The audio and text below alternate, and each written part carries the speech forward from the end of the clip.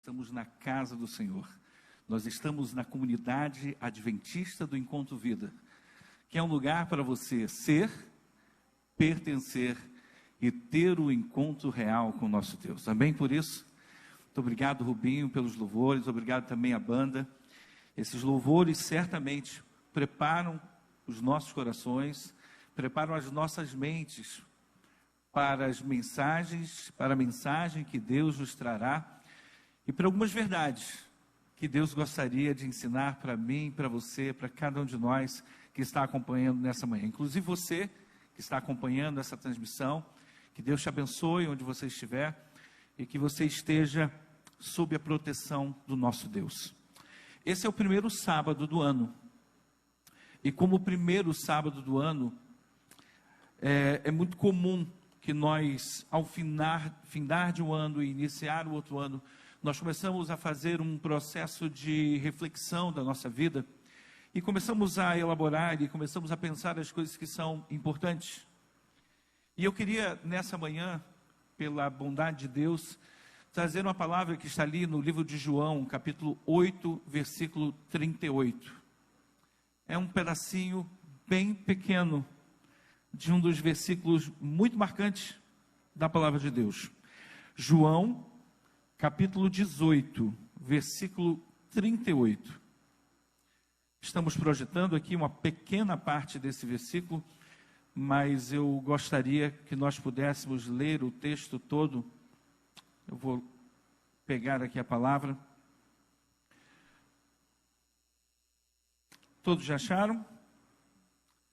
Feche seus olhos, vamos falar com o nosso Deus. Amantíssimo Deus, a Tua palavra está aberta diante dos nossos olhos nesse momento.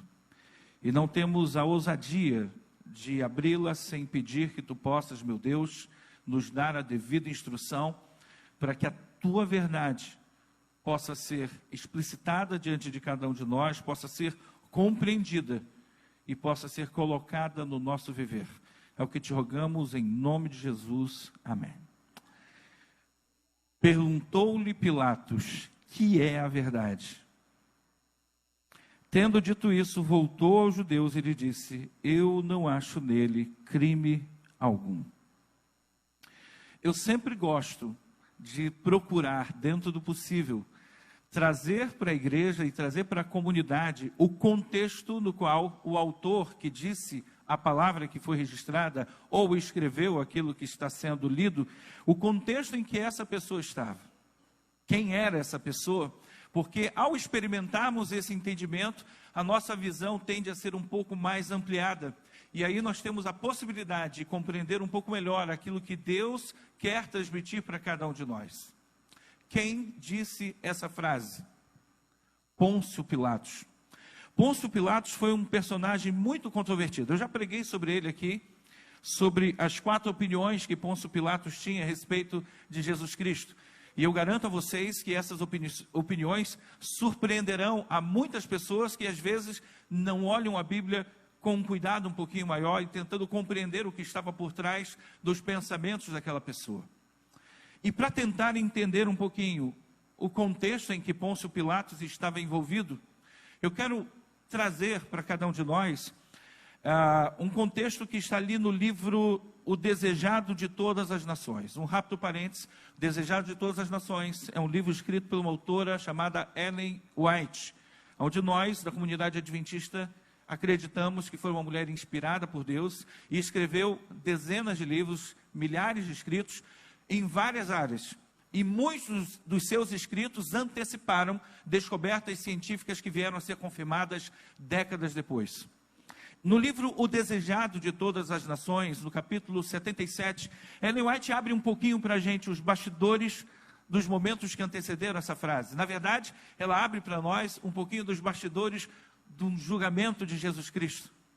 Aqui ela diz que quando Pilatos foi acordado, não foi com bons olhos que ele contemplou Jesus Cristo. Isso porque Pilatos estava sendo acordado cedo, e ninguém gosta de ser acordado cedo, ainda mais sem ser avisado, na posição que Pilatos possuía. e decidiu fazer o trabalho mais rapidamente possível. O destino de um homem estava em jogo, mas Pilatos ali foi decidido a fazer aquele trabalho de uma forma um pouco inadvertida, de uma forma um pouco mais rápida. Ele estava preparado para tratar o preso com o rigor do magistrado. Sabia que havia de ser alguém a quem as autoridades judaicas estavam ansiosas por ver julgado, punido o quanto antes. Ou seja, Pilatos acordou de mau humor. Ele não queria estar naquele lugar. E quando ele olhou para Jesus Cristo, ele já veio trazendo essa carga de sentimentos não favoráveis. E ao olhar para Jesus Cristo, ele decidiu que ele faria um julgamento rápido. Por que ele decidiu que faria um julgamento rápido? Porque ele não estava preocupado em julgar justamente aquele preso. Ele não estava preocupado com a equidade, com a justiça. Por que ele não estava preocupado? Porque ele sabia que se os líderes religiosos estavam trazendo aquele homem naquele horário, naquelas circunstâncias, é porque aqueles homens queriam que ele fosse condenado logo. Eles não queriam justiça, eles queriam condenação, eles queriam vingança. E nisso, Pilatos, então, se aproxima de Jesus Cristo com esses pensamentos iniciais. Mas Ellen White continua a descrição dos fatos. Porque, naquela época, Pôncio Pilatos, ele era o governador da Judéia, e foi durante um período de aproximadamente 10 anos, e dentro das suas atribuições, ele julgava o povo, ele acumulava essa função. E ele era um homem acostumado a encontrar diante de si criminosos, pessoas que eram culpadas pelos seus crimes. Ela chega a dizer, em determinado momento, que pelos traços, pelo comportamento, pela linguagem corporal, ele já tinha uma impressão muito clara se aquele homem era culpado ou inocente. E mesmo chegando ali com uma predisposição negativa diante de Jesus Cristo, pelos textos que nós acabamos de ler, Ellen White descreve que, naquele momento, ele já tivera de tratar com todas as espécies de criminosos, mas nunca antes fora levado à sua presença um homem com tais traços de bondade e nobreza. De cara, Pilatos olha para Jesus e ele percebe nitidamente, claramente, não havia nenhuma sombra de dúvida de que Jesus Cristo não era como as outras dezenas ou centenas de pessoas que foram levados diante da sua presença. Havia algo que circundava a atmosfera de Jesus Cristo, uma bondade, uma nobreza, e ele não via em seu semblante nenhum vestígio de culpa. Isso é muito interessante, irmãos, porque naquelas circunstâncias, aonde Jesus Cristo estava sendo acusado de um crime que ele obviamente não havia cometido, é claro que nesse momento, provavelmente você, em um grau maior ou menor na sua vida, você já foi acusado de algo que você não cometeu. E isso, certamente, se você é um ser humano normal, como a maioria esmagadora das pessoas, esse tipo de comportamento traz um senso de revolta muito grande para cada um de nós. E isso traria tristeza, e essa tristeza, essa revolta, ela poderia trazer reações que poderiam gerar dúvidas em Pôncio Pilatos. Mas não havia nenhum traço de culpa, nenhuma expressão de temor, nada de ousadia ou desafiadora atitude. Não era um homem que estava ali querendo desafiar a autoridade ou o poder de Pôncio Pilatos. Viu um homem de aspecto calmo e digno, cujo rosto não apresentava as estigmas do criminoso, mas o cunho do céu. O aspecto de Cristo produziu favorável impressão em Pilatos. Foi despertado o lado melhor da sua natureza. E eu não preciso dizer que, pelos textos que nós já lemos, que Pilatos não era um juiz justo. Ele não procurava, via de regra, julgar e tentar dar uma sentença que fosse uma sentença justa. Ele julgava de acordo com interesses que estavam acima da equidade, acima da justiça.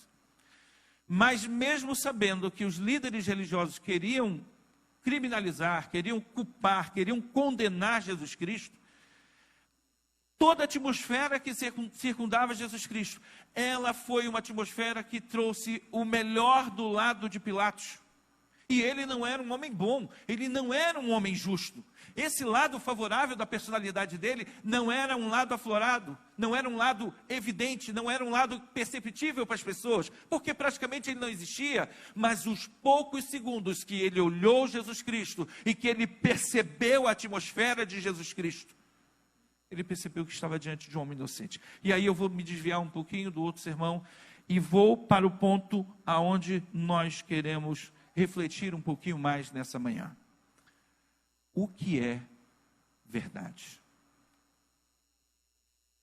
Se alguém chegasse para você agora, um ateu, um agnóstico, um criminoso, ou um religioso de crenças completamente distintas da sua, ou uma pessoa que você não tem a menor ideia de qual seja a origem, cultura, raça, formação intelectual, acadêmica, não importa. Essa pessoa chega para você e te pergunta: o que é verdade?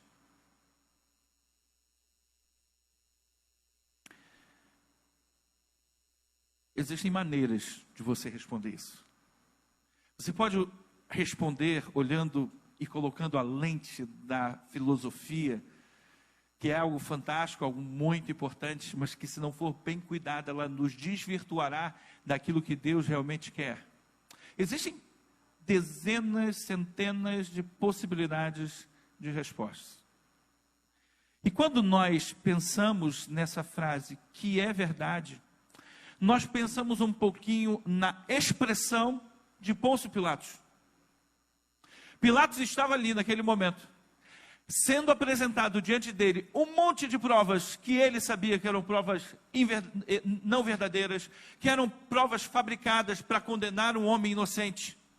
E naquele momento as pessoas estavam querendo criar diante de Pilatos e diante de todas as pessoas que ali estavam uma narrativa, ou seja, uma história não verdadeira, de que aquele homem que durante toda a sua vida tinha sido um homem manso, um homem que pregara a palavra de Deus com amor, mas não apenas pregava a palavra de Deus com amor, mas que agia no seu comportamento diário, nas suas atitudes, nas suas escolhas diárias, exalava de Jesus Cristo o amor do Pai.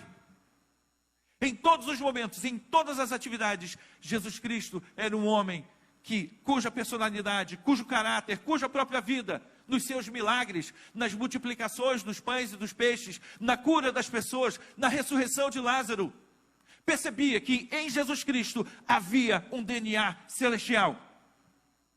Jesus era mais do que um profeta, Jesus era mais do que um bom homem, Jesus era mais do que um exemplo. Jesus era Deus aqui na terra, amém? Por isso, Jesus era Deus aqui na terra, e como o livro de Colossenses nos diz, nele habitava corporalmente toda a plenitude da divindade. Mas o ser humano, ele é muito astuto. O ser humano, ele tem a capacidade de transformar questões e elementos inquestionáveis em elementos questionáveis, até que eles passem a ser elementos inquestionáveis por outro viés. O ser humano foi capaz de pegar o homem mais santo que já houve na terra, e em poucos dias, em poucas horas, construir uma narrativa onde aquele homem teria que ter um julgamento rápido, apressado, para que ele pudesse ser condenado. E talvez, diante daquele cenário, Pilatos olha para Jesus, e depois ele olha para a multidão, num outro contexto que nós não vamos entrar agora, e ele próprio pode se questionar: o que é verdade? É interessante como o questionamento da verdade, ele é algo presente desde sempre. Hoje em dia nós temos muito ouvido falar, nos últimos anos, nós ouvimos muito falar sobre fake news. E você já deve ter lido, já deve ter visto matérias, você já deve ter visto reportagens a respeito desse assunto. E o que me deixa bastante curioso a respeito desse tema, fake news, é que, em muitos casos, ele é apresentado para nós como se fosse um elemento novo, como se fosse uma novidade do ser humano, como se fosse algo que o ser humano nunca houvesse passado ou experimentado no passado. É como se fosse algo que nós precisássemos aprender a lidar com eles, porque é algo novo, algo totalmente inédito. Mas a fake news, que nós sabemos que nada mais é, ou nada menos é, do que a mentira, o engano, a potoca, a conversa fiada, o papo furado, é exatamente o que é. E ele não é absolutamente novo. Quando no jardim do Éden, antes de adentrar o pecado, antes de haver a primeira tentação, e já ali no momento da primeira tentação, antes do homem cair, a verdade já era colocada em jogo. Porque quando a serpente chega para Eva e ele questiona o que foi que Deus disse a respeito do fruto, Eva diz textualmente aquilo que ela ouvira dos próprios lábios de Deus, dizendo claramente que aquele fruto do conhecimento do bem e do mal era único elemento dentro de toda a variedade do jardim, um jardim rico, um jardim maravilhoso, preparado para o ser humano.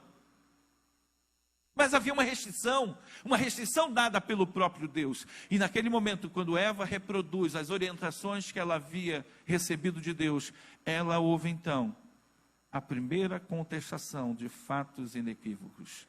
Ela escuta a primeira mentira. Ela escuta a primeira fake news. É certo que não morrereis.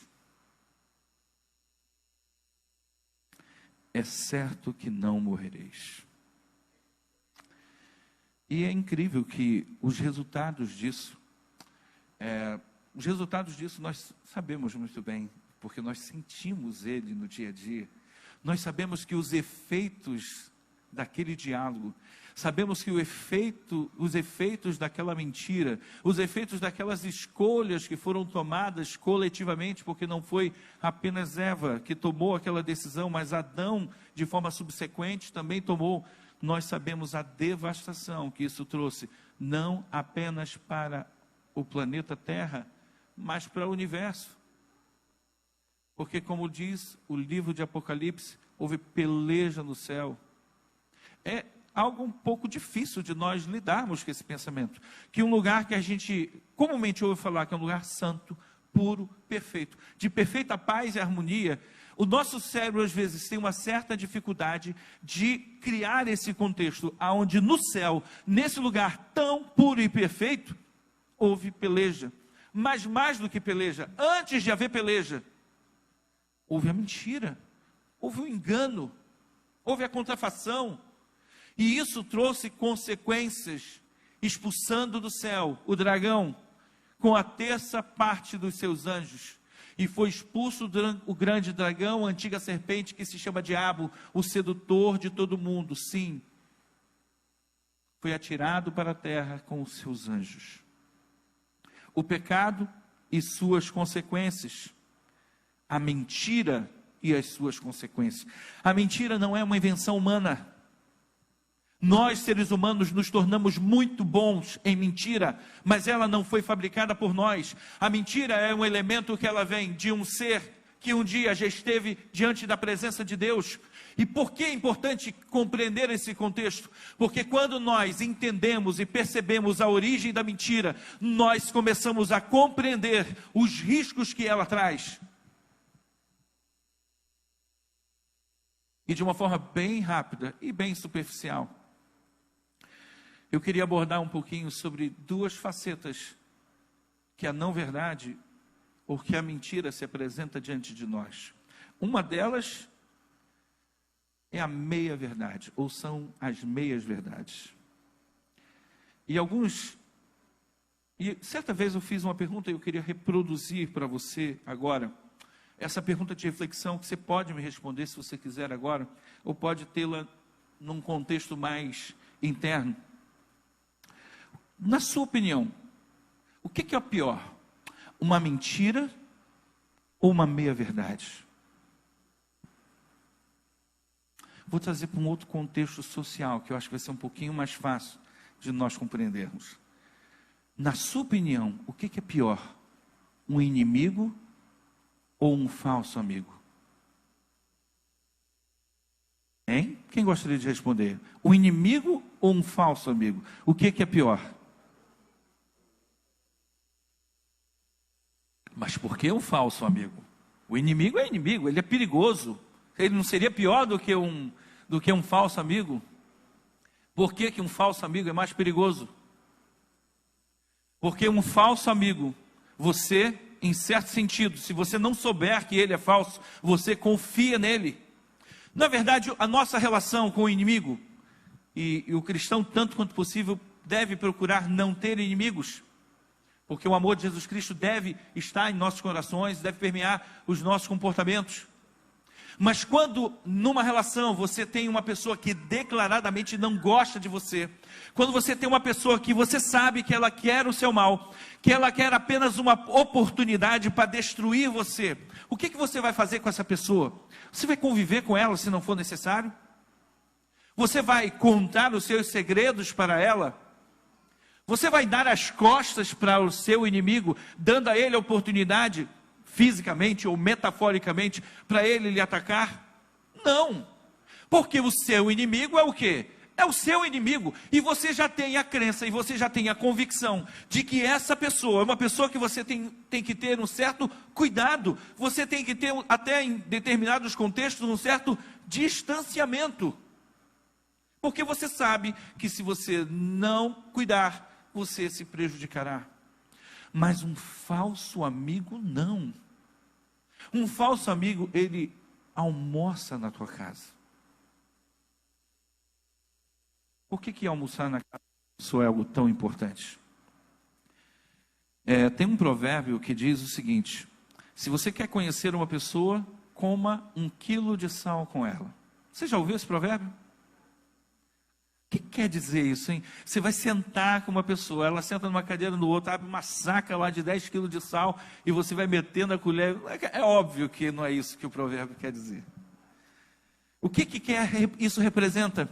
Para você comer 1 quilo de sal com uma pessoa, se você comê-la de uma forma adequada, é claro, em pequenas porções, para dar o sabor adequado da sua comida, e o sal ele tem que estar no sabor adequado. Ontem eu e minha esposa comemos num local onde o chefe estava com a mão um pouquinho solta no sal e as sequelas estavam ali bem presentes. Mas digamos que você vai comer lá numa comida, na sua casa, 1 quilo de sal com uma pessoa. Para você comer 1 quilo de sal com uma pessoa de uma forma adequada, qual é o elemento que tem que estar contido aí? Hein? O tempo.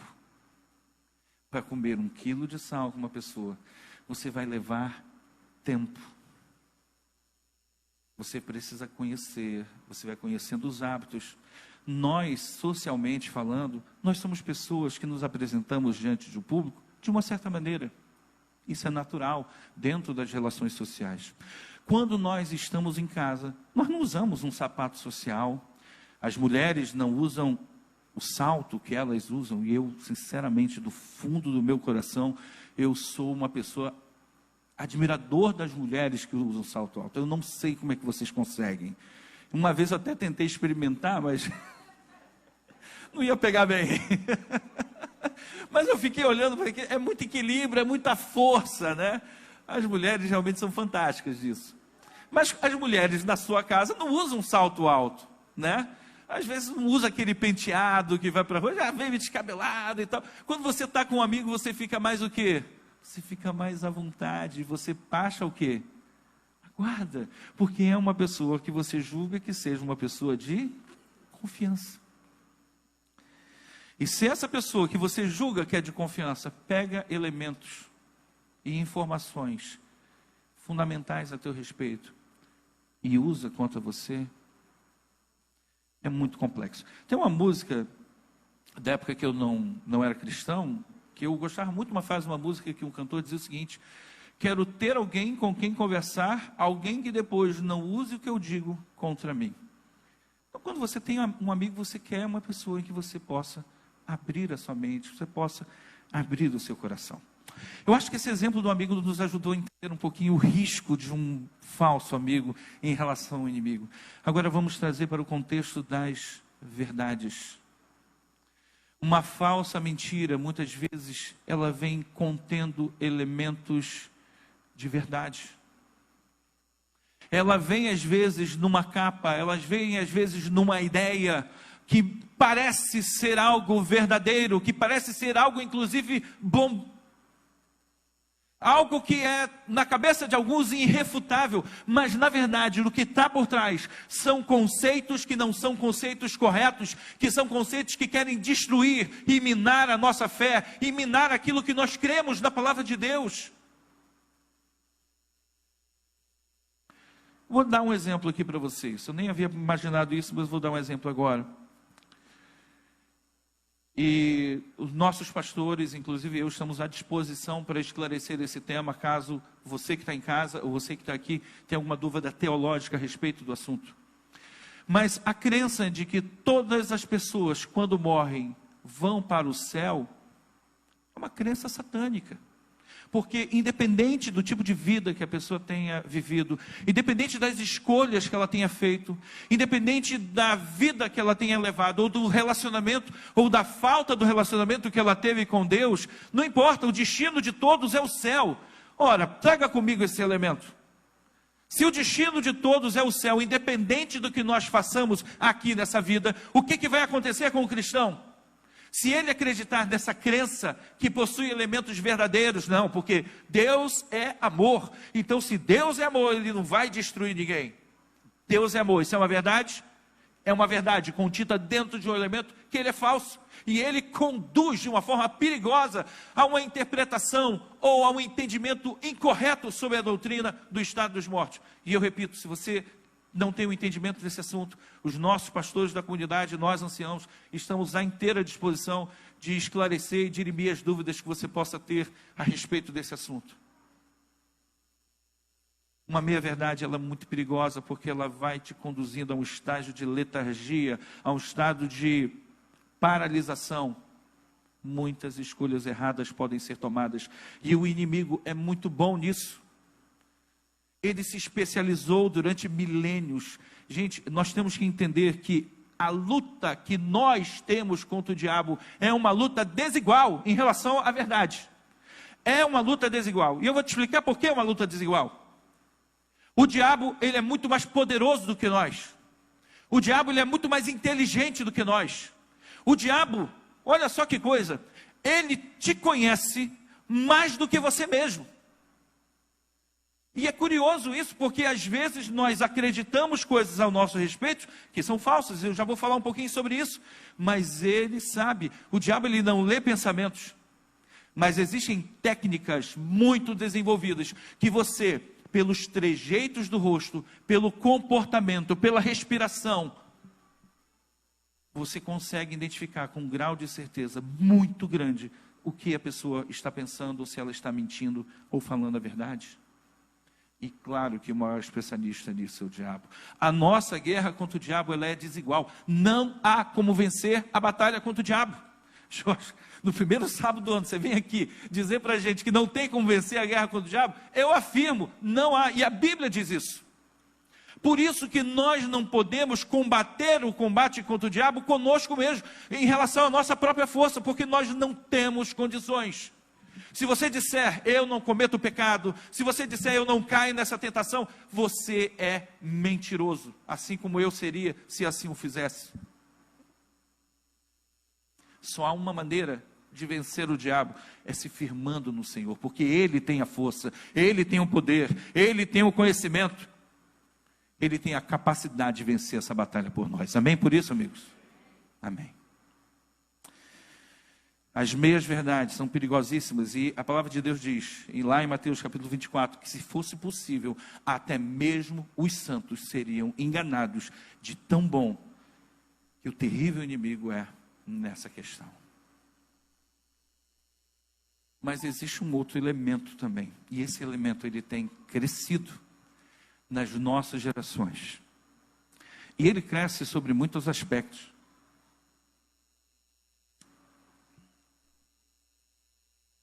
As pessoas têm uma certa dificuldade de admitir, mas em muitos contextos existem seres humanos que amam as mentiras, e nós podemos estar facilmente incluídos nisso. E nem sempre é fácil falar a verdade, e muitas vezes não é fácil lidar com a verdade. Existem até as mentiras socialmente aceitas. Você já ouviu falar sobre isso? De repente, vou dar um exemplo aqui. Espero poder entrar em casa depois. Mas, uma festa de final de ano, uma família hipotética da Tailândia, né? Não tem nada a ver com ninguém aqui. E você tem todas aquelas guloseimas lá. Você tem o peru, tem a farofa, você tem a rabanada, tem todas aquelas coisas gostosas. E, obviamente, muitos de nós não somos tão regulados a se limitar a comer um pouquinho. Você acaba comendo um pouquinho a mais do que deveria, porque tudo é muito saboroso, tudo é muito gostoso. Atire a primeira rabanada quem nunca fez isso. E aí, depois de uma festa de ano, a esposa ela vai se vestir, e, obviamente, ela foi lá naquelas... Ela caiu pesado lá no negócio, resumindo, né? Caiu pesado na maniçoba, caiu pesado no vatapá. E ela chega para o esposo, depois dessa experiência, e diz: meu amor, eu emagreci. Aí o marido olha para aquela situação, isso não acontece em casa, tá? O marido olha para aquela situação e ele pensa, eu respondo, o que eu faço? Eu respondo a verdade, eu minto, eu vou para o céu, eu mantenho o meu casamento. Nem sempre é fácil você ter uma relação fácil daquilo que você pode ou não pode falar. E a verdade, ela não nos dá o direito de sermos arrogantes, de sermos imprudentes, de sermos... perdermos o tato com as pessoas. Mas em relação especificamente ao amor à mentira, algumas pessoas elas têm dificuldade, e elas são muitas, e muitas vezes somos nós mesmos, elas têm dificuldade de lidar com a verdade, e elas acabam acreditando em coisas que elas sabem que não são verdadeiras, mas que são coisas que vêm acalentar o seu coração.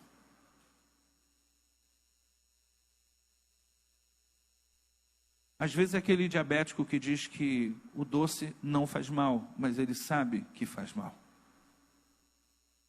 Às vezes é aquela pessoa com problema de pressão, que sabe que precisa perder peso, que diz que exercício faz mal. Para ela, para a minha experiência, já vi gente falando de para mim faz mal, né? E ela acredita naquilo ali, né? Fazer o quê, né? Não, exercício me faz mal, eu estou muito bem.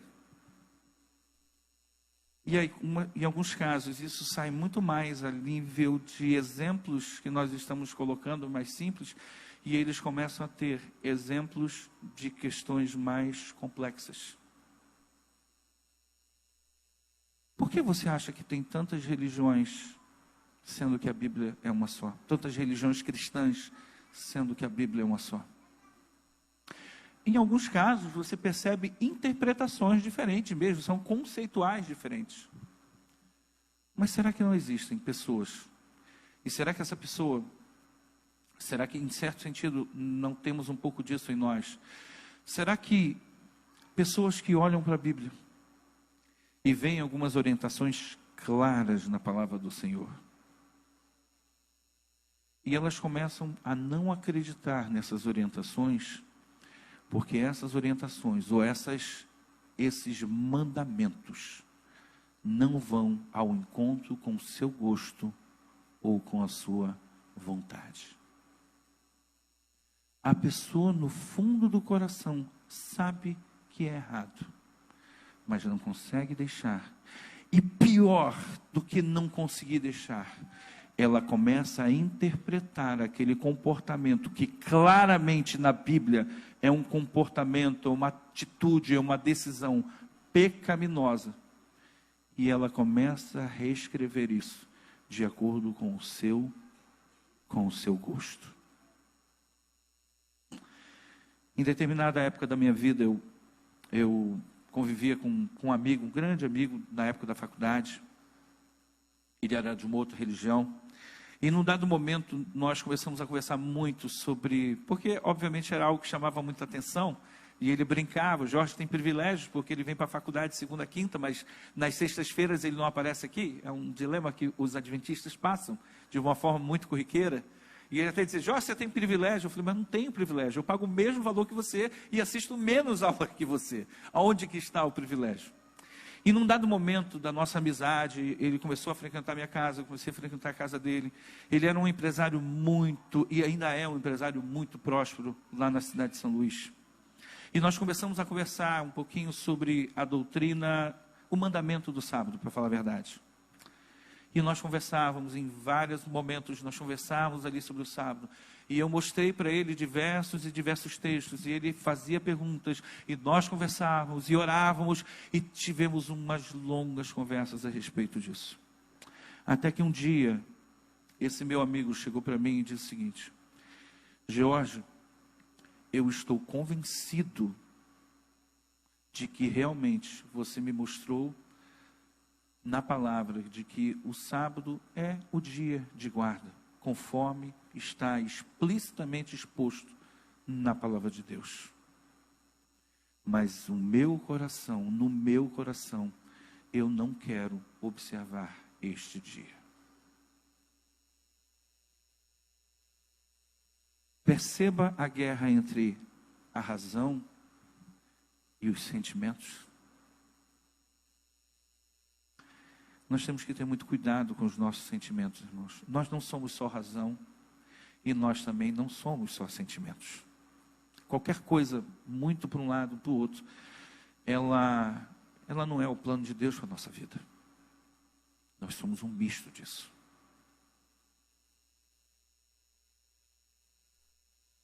Quantas mentiras nós contamos para nós mesmos e acreditamos nelas, mesmo sabendo que elas não são verdade.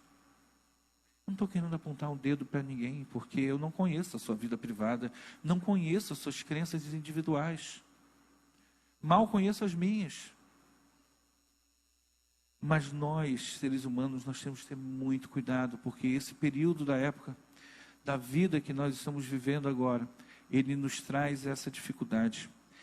Já um pouquinho, já tentando conduzir para a finalização, eu queria trazer esse texto. Ele é um texto fictício, mas eu quis trazê-lo porque foi um dos textos mais impressionantes. Na verdade, eu ia trazer o vídeo. Esse texto foi extraído da série chamada Chernobyl, e eu não quis trazer o vídeo porque talvez tivéssemos algum problema na transmissão, e eu não quis trazer esse tipo de dificuldade por Vida Play. Inclusive, se você está acompanhando na sua casa, é a oportunidade de você curtir, compartilhar esse vídeo e acompanhar esse canal que traz excelentes conteúdos, não só aqui no nosso culto adoração, mas na escola sabatina e no Entre também. Esse daí é o discurso final de Legasov, que na verdade o personagem é uma ficção, ele representa alguns cientistas do acidente que aconteceu ali em Chernobyl. E o Legasov, na vida real, o homem que representava, ele, no final da série, ele se suicida, mas ele diz algumas coisas em relação à verdade. Ele diz o seguinte: quando a verdade ofende, mentimos e mentimos, até não nos lembrarmos mais da verdade. Gente, isso é muito forte. Às vezes passamos a vida toda contando mentiras. Às vezes é aquela esposa que é agredida pelo marido, mas que diz que ele não vai mais fazer aquilo, e sabendo que ele vai. E passamos a vida toda contando mentiras e mentiras para nós mesmos, até que nós não mais nos lembramos o que é a verdade. Mas ainda é o quê? Ainda é mentira. Cada mentira que dizemos aumenta a dívida com a verdade. Cedo ou tarde, essa dívida é paga. Cada dívida que nós contamos aumenta a nossa dívida com a verdade. E alguém certa vez disse que no futuro das nossas vidas existe um banquete chamado de o banquete das consequências. E esse banquete será servido a comida das escolhas que nós tomamos na nossa vida. Não é opcional. Eu não quero acreditar que um dia vai ter consequências. O fato de você acreditar ou não, não muda a verdade. Se você acreditar do fundo do seu coração que o fogo não queima e você meter a mão nele, ele queimará. Se você acreditar do fundo do seu coração de que a água não pode matar afogado, e se você cair na água sem nenhum tipo de instrumento de apoio, você morrerá afogado.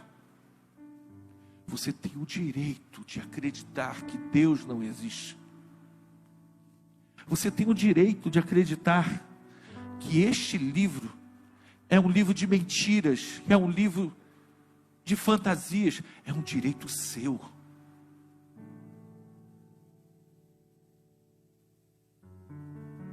Mas o céu existe. Deus existe. Amém por isso? E o fato de você eventualmente não acreditar não mudará os fatos. Nós estamos vivendo numa sociedade completamente absorvida e dominada pela mentira. Não só a mentira que nos contam, mas as mentiras que nós mesmos contamos para nós. E eu quero trazer esse último texto aqui, que é conhecido de todos. E conhecereis a verdade, e a verdade vos libertará. Para nós cristãos, a verdade não é relativa. Para nós cristãos, o céu não é uma fantasia. Para nós cristãos, Jesus não foi apenas um personagem da história. Ele é real. Acreditando ou não, Ele é real. E se você nessa manhã quiser dizer para Deus: Senhor, eu não quero mais viver sobre o império das mentiras, nem as que contam para mim, nem as que eu mesmo conto. Eu vou chamar o Rubinho aqui para cantar o último louvor nesse momento. E eu queria fazer um convite muito especial para você, para que talvez você rompa, para que talvez você até mesmo rompa algumas cadeias da sua vida, acreditando que quando você se torna um conhecedor da verdade, essa verdade é capaz de te livrar de todo e qualquer tipo de prisão que você esteja preso nela agora, inclusive prisões e correntes que você nem tem consciência de que elas existem. Se você quiser dizer para Deus: Senhor, eu não quero viver no império da mentira, mas eu quero viver sob a tua verdade. Enquanto o Rubinho estiver cantando, se você quiser ficar em pé e declarar publicamente essa sua decisão, eu estarei orando por você, inclusive você que está em casa agora.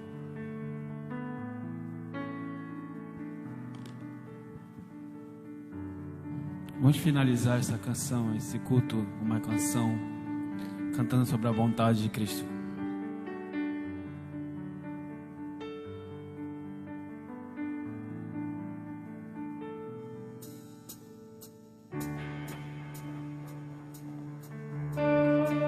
Você pode declarar ao Senhor nesse momento.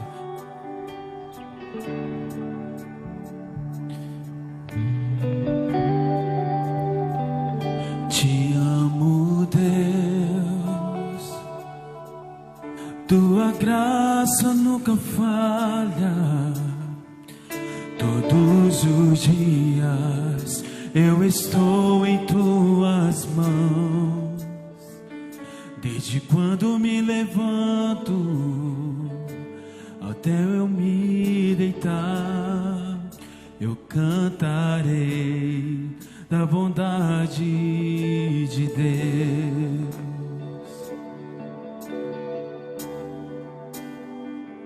Tua doce voz que me guia em meio ao fogo, na escuridão, tua presença me conforta. Eu sei que és meu Pai, que amigo és. Cantarei da bondade de Deus. Você pode declarar ao Senhor: és fiel em todo o tempo. Em todo tempo tu és tão bom. Com todo fôlego que tenho, eu cantarei da bondade de Deus. Sua doce voz que me guia em meio ao fogo, escuridão, tua presença me conforta. Eu sei que és meu Pai, que amigo és. Eu vivo na bondade de Deus. Tu és fiel, Jesus. Cantem. És fiel em todo todo tempo. Em todo tempo tu és tão bom. Com todo fôlego que tenho, eu cantarei da bondade de Deus. Tu és fiel, Jesus, eu sei. És fiel em todo tempo. Em todo tempo tu és tão bom. Com todo fôlego que tenho, eu cantarei da bondade de Deus.